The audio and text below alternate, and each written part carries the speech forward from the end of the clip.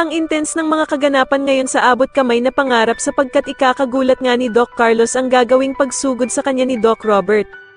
Dito nga ay hindi na makakapagpigil pa itong si Annalyn dahil sa ginagawang pananakit ni Doc Carlos sa ina niyang si Lynette kaya naman ay agad siyang hihingi ng saklolo sa ama niyang si Doc Robert. Samantala ay meron ngang magbabalik na mas lalong magpapainit ng mga eksena at eto nga ay walang iba kundi ang ina ni Harry na si Irene Benitez. Dito nga ay may biglang tatawag sa cellphone ni Doc Carlos at ikakagulat niya nga ng sobra nang tanungin niya kung sino ang taong ito dahil sa sasagutin nga siya nito na siya lang naman daw ang kanyang asawa.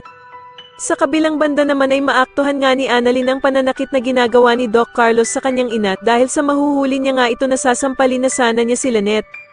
At ito nga ay nangyari dahil sa paggalaw ni Lynette ng password ng cellphone ni Doc Carlos dahil nga sa sunod-sunod na paghihina lang nararamdaman nito sa kanyang asawa. Kaya naman nang malaman ni Doc Carlos na nag-lock ang kanyang cellphone ay magwawala nga ito sa galit kay Lynette. Samantala matapos nga ang mga nasaksihan ni Annalyn ay pipilitin na niya ang ina niyang si Lynette na umalis na nga sa bahay ng mapanakit na si Doc Carlos.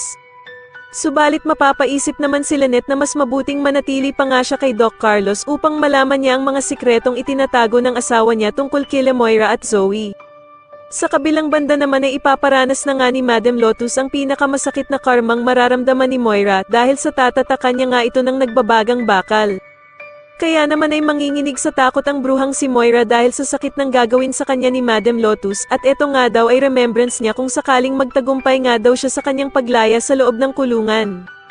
Sa tingin niyo dapat nga bang maging kakampi ni Lynette ang bagong tauhan na ito na si Irene Benitez? Mas lalo na nga talagang nagiging exciting ang mga susunod na kaganapan kaya naman ay mas lalo pa nating abangan ang mas lalong gumigandang abot kamay na pangarap. Maraming salamat po sa inyong panonood at sana po ay masubscribe niyo ako. Maraming salamat po.